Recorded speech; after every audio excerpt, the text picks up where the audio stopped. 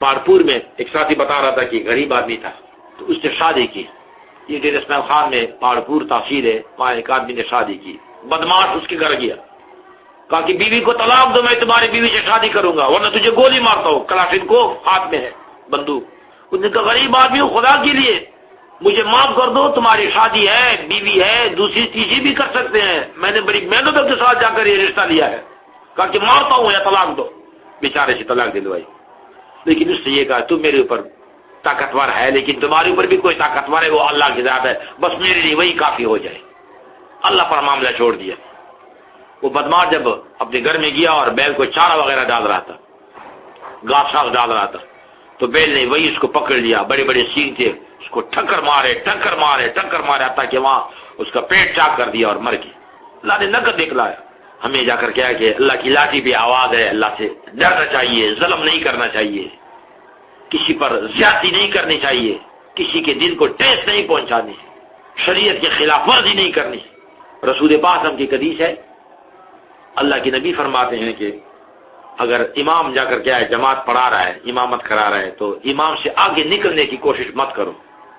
جیسے کہ بعض لوگوں کی عادت ہوتی ہے، رکوع میں پہلے گئے، رکوع سے پھر پہلے جا کر کیا اٹھ گئے، سجدے میں امام سے پہلے گئے، پھر سجدے سے پہلے سر اٹھایا. بعض لوگوں کو خواہ مخواہ کیا ہوتی ہے، جلد بازی ہوتی ہے. یہ حماقت ہے کہ اس جلد بازی کا فائدہ کیا ہے کہ جب امام تک سلام تک انتظار کرنا پڑے گا پھر خواہ مخواہ آگے نکلنے کی کوشش کیوں کر رہا ہے؟ زیادتی حماقت ہے. تو رسول پاک نے فرمایا کہ جس نے امام سے سبقت کرنے کی اور آگے جانے کی کوشش کی تو بہرحال اللہ پاک جا کر کیا اس کا سر گدی کی طرح بنائے گا، کھوتے کی طرح. اب اس کی توجیہات محدثین نے فرمائی ہے تو دنیا میں اللہ پاک اس کو سزا دیں گے، اس کی شکل مسخ کر دیں گے، شکل بگاڑیں گے، بدلائیں گے، گدی کی طرح شکل بنائیں گے. یا جا کر کیا ہے کہ آخرت میں اللہ پاک سزا کے طور پر اس کی شکل بدلائیں گے گدی کی طرح. اور یا یہ کہ اس نے گدوں والا عمل کیا.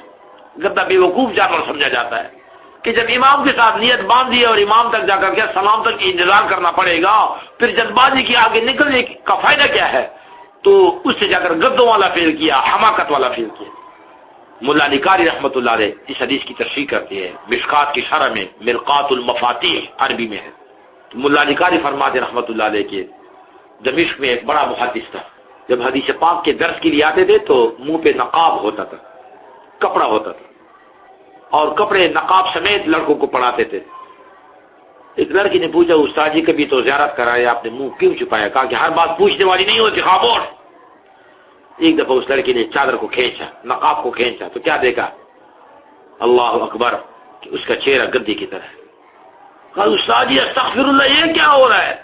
آپ جیسا محدث اور آپ کی شکل بگڑ گئی ہے، گدی کی طرح منہ ہے. کہا کہ میرے اپنی غلطی ہے، مجھے اللہ نے اپنے گناہوں پر پکڑا ہے. میں نے حدیث سنی اور پڑھی بھی کتاب میں، ترمذی شریف میں حدیث ہے کہ رسول پاک نے فرمایا جو بندہ امام سے آگے نکلنے کی کوشش کرتا ہے تو ہو سکتا ہے کہ اللہ پاک اس کا سر گدے کی طرح بنائے. تو کہا کہ مجھے اس حدیث میں شک آیا. تو اس عالم نے کہا محدث سے میں ایک مرتبہ امام سے جان بوجھ کر قصدن عمدن جا کر کیا کہ آگے نکل گیا کہ شاید ایسا ہو ہی نہیں سکتا جیسے حدیث میں بتایا جا رہا ہے. تو اللہ پاک نے مجھے سزا دی کہ میرا منہ گدے کی طرح بنا. تو اللہ پاک بعض مرتبہ جا کر کیا دکھلا دیتے ہیں. گجرات میں جا کر ایک آدمی کا انتقال ہو گیا، اس کو قبر نے قبول نہیں کیا، اس کی لاش کو، جنازے کو. تقریباً 10-11 مرتبہ قبر نے اس کو باہر پھینکا، قبر بند ہو جاتی تھی. علماء نے کہا کوئی بات ہے. اس نے اپنے والدین کو ناراض کیا. لوگوں نے کہا کہ والدین کو تو اتنا ناراض کیا ہے کہ بیوی سے محبت تھی اور والدین کو تقریباً چھوڑ کر رکھا تھا. جب شام کو گھر آتا تھا تو بیوی سے کہتا کہ کتے اور کتیا کو نعوذ باللہ روٹی ڈالیے. ماں باپ کو کتا اور کتیا سمجھتا تھا کہ کتے کو اور کتیا دونوں کو جا کر کے روٹی ڈالیے. ماں باپ سے اتنی نفرت کرتا تھا. کہا کہ بات یہ ماں باپ کی بد دعا کا نتیجہ ہے. علماء گئے ماں باپ کے پاس کہ تمہارے بیٹے کو قبر قبول نہیں کرتی، خدا کے لیے ٹھیک ہے گناہگار تھا جو کچھ بھی تھا لیکن رسوائی ہے، ذلت ہے، بے عزتی ہے، خدا کے لیے اب آخر تمہارا بچہ ہے، اس کی غلطی تھی، بچے کو معاف کر دو. جب معاف کیا تو قبر نے بھی اس کو قبول کر دیا. دنیا میں اللہ پاک دکھا رہے ہیں خوش قسمت ہے وہ لوگ جو ماں باپ کا احترام کرتے ہیں دل و جان سے، ان کی ہر بات پہ عمل کرتے ہیں اور ان کو گوئے کہ جا کر کیا ہے کہ اپنی آنکھوں اور پلکوں کے اوپر بٹھاتے ہیں. جو بات جو فرمائش ماں باپ کی ہوتی ہے وہ پورا کرتے ہیں اور دل و جان سے ان کا احترام عزت کرتے ہیں، وہ لوگ کامیاب ہیں. ایک کتاب ہے، اس پہ لکھا ہوا ہے کوئی آدمی جا کر کیا ہے نہر میں اس کی لاش نکل آئی، تو پولیس نے تفسیر کرائی دائیں بائیں، اعلانات، کوئی پتہ نہیں چلا، تو اس کو لاوارث قرار دیا اور اس کے لیے جو چند کیا کفن کے لیے اور دفن کے لیے، کفن پہنانے کے لیے اور دفنانے کے اس کے لیے چند کیا، اس کو دفنایا، جنازہ دیا۔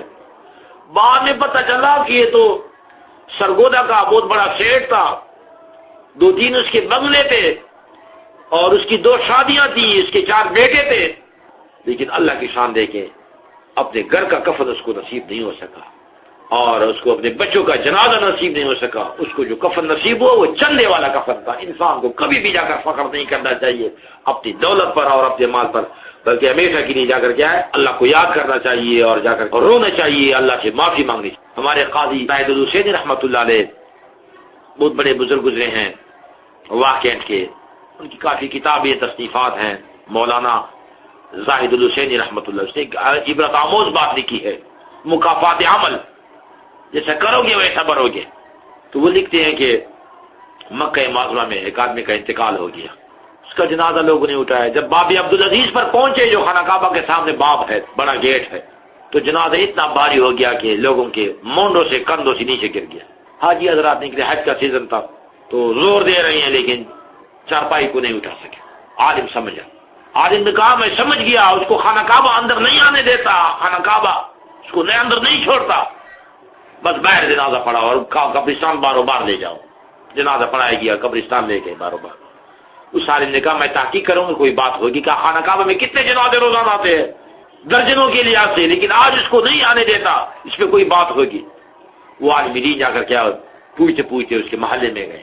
جنازے تو خانہ کعبہ میں ہر طرف سے آتے رہتے ہیں، لیکن اس کو نہیں چھوڑا، باہر جنازہ اس کا پڑھایا گیا، جنازہ بھاری ہو گیا، کیا وجہ ہے؟ لوگوں نے کہا اتنا بدقسمت آدمی ہے، یہیں پہ جوان ہو چکا ہے مکہ معظمہ میں، لیکن اس نے کبھی نہ خانہ کعبہ کا حج کیا ہے، نہ کبھی عمرہ کیا ہے، نہ کبھی وہاں نماز پڑھی ہے، نہ کبھی وہاں طواف کیا ہے۔ خانہ کعبہ سے جا اس کو نعوذ باللہ نفرت تھی، دور رہتا تھا، کبھی خانہ کعبہ کے اندر گیا ہی نہیں ہے اللہ کا بندہ پوری زندگی میں۔ کہا کہ بات میں یہی پوچھتا تھا کہ خانہ کعبہ نے بھی اس کو نہیں چھوڑا۔ ہمارے ایک ساتھی بتا رہا تھا کہ یہ ایجنسی کا ایک آدمی تھا چند سال پہلے پشاور سے ایئرپورٹ سے جا کر احرام باندھ کر کے حج پر جہاز پر چڑھ رہا تھا، حج جا رہا تھا، سامان آگے اس کا پہلے سے جمع ہو چکا ہے حج جہاز میں، تو جب اوپر چڑھ رہا ہے تو آدھا وہ چڑھا تھا سیڑھیوں تک، تو واپس نیچے اترا۔ لوگوں نے کہا کہ حاجی صاحب کیوں؟ کہا کہ اوپر دل ڈوب رہا ہے، نیچے آ سکتا ہوں اوپر نہیں جا سکتا، احرام کی حالت میں باہر ہے۔ بچوں نے رونا شروع کیا کہ ابو جی یہ کیا کر رہے ہیں، جہاز جا رہا ہے اور تو نیچے وہ اترا، لوگ تانے دیں گے۔ کہا کہ بس بچوں اوپر نہیں جا سکتا، ہمت نہیں پڑتی، دل ڈوب رہا ہے، نیچے آ سکتا ہوں لیکن اوپر نہیں جا سکتا۔ احرام میں گھر واپس آ گیا، نہیں چھوڑا اللہ پاک۔ تو یہ مکافات ہے، انسان سے کبھی کوئی ایسی بات ہو جاتی ہے اللہ معاف فرمائے کہ وہ ہر قسم کے خیر سے، ہر قسم کی اچائیوں سے، بھلائیوں سے محروم ہو جاتا ہے۔ اللہ پاک اپنی نظر رحمت میں رکھے، برکتوں میں رکھے، رحمتوں میں رکھے۔ اللہ پاک ہمارے ساتھ حساب کتاب والا معاملہ نہ فرمائے، بلکہ خیر اور برکت والا، عفو درگزر والا معاملہ فرمائے۔ ہمارے پاس کیا رکھا ہے؟ اللہ رب العالمین جو باتیں بتائی گئیں، سنائی گئیں، اللہ پاک ان پہ جا کر کیا مجھے بھی اور آپ سب کو عمل کی توفیق نصیب فرمائے۔ 2 روزہ زندگی ہے، جا رہی ہے اور یہ زندگی گزر رہی ہے، اللہ کرے کہ ہم ان 2 روزہ زندگی میں کچھ کر لیں، آخرت کے لیے کچھ کمائی کر لیں۔ زندگی کسی کا انتظار نہیں کر سکتے۔ قرآن پاک میں آتا ہے، اللہ فرماتے ہیں کہ جب انسان وفات پاتا ہے، انتقال کرتا ہے، تو کہتا ہے کہ لولا اخرتنی الی اجل قریب فاصدق واکن من الصالحین، یا اللہ مجھے آپ نے کچھ اور مہلت کیوں نہیں دی، میں صدقہ دیتا، میں خیرات کرتا، نیک بنتا۔ تو اللہ فرماتے ہیں وَلَن يُؤَخِّرَ اللَّهُ نَفْسًا إِذَا جَاءَ أَجَلُهَا وَاللَّهُ خَبِيرٌ بِمَا تَعْمَلُونَ۔ جب ایک مرتبہ وقت پورا ہو جاتا ہے تو اللہ پاک کسی کو پھر ٹائم نہیں دیتے، بس ٹائم پورا ہو جاتا ہے تو نہ ٹائم آگے آتا ہے نہ ٹائم پیچھے جاتا ہے۔ اس لیے 24 گھنٹے ہم مسلمان لوگ موت کی تیاری کریں، موت کے لیے ہوشیار رہیں، اور جا کر کیا ہے کہ 24 گھنٹے نماز با جماعت کی پابندی، اور جا کر کیا ہے کہ جس پر زکوٰۃ ہے وہ زکوٰۃ کی ادائیگی کرتا رہے، جس پر حج رہتا ہے وہ کوشش کرے کہ جتنا جلدی ہو سکے حج کر لے۔ رمضان کے مہینوں میں رمضان کی قدر ہم لوگ کر لے، رات کو بھی کر لیں اور دن کو بھی جا کر ان کی قدر کر لیں۔ ملا علی قاری نے لکھا ہے کہ رمضان شریف میں بنسبت دینوں کے اللہ کے ہاں راتیں زیادہ پیاری ہیں. اللہ کے دین کو تو روزہ ہوتا ہے فرض، لیکن اللہ کے ہاں جا کر فرمایا کہ مرکات میں، مشکات کی شرح میں کہ راتیں اللہ کو پیاری ہے. تو ہم دن کو روزہ رکھیں، رات کو تراویح پڑھیں، قیام اللیل کریں، تہجد پڑھیں، روئیں، اور جتنا بھی زیادہ روئیں گے رونے سے اللہ پاک انسان پر اپنی رحمتیں کھول دیتے ہیں. یہ تجربے کی بات ہے.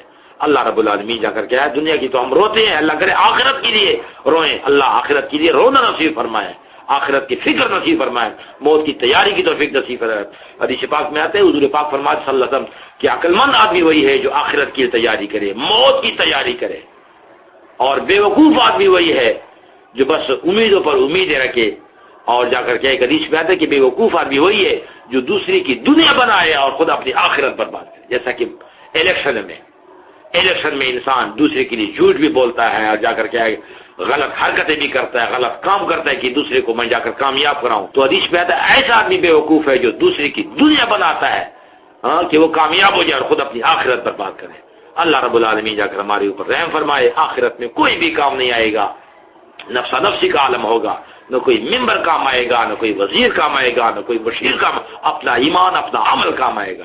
اللہ ایمان سلامت فرمائے، اعمال صالحہ کی توفیق نصیب فرمائے. صلی اللہ تعالی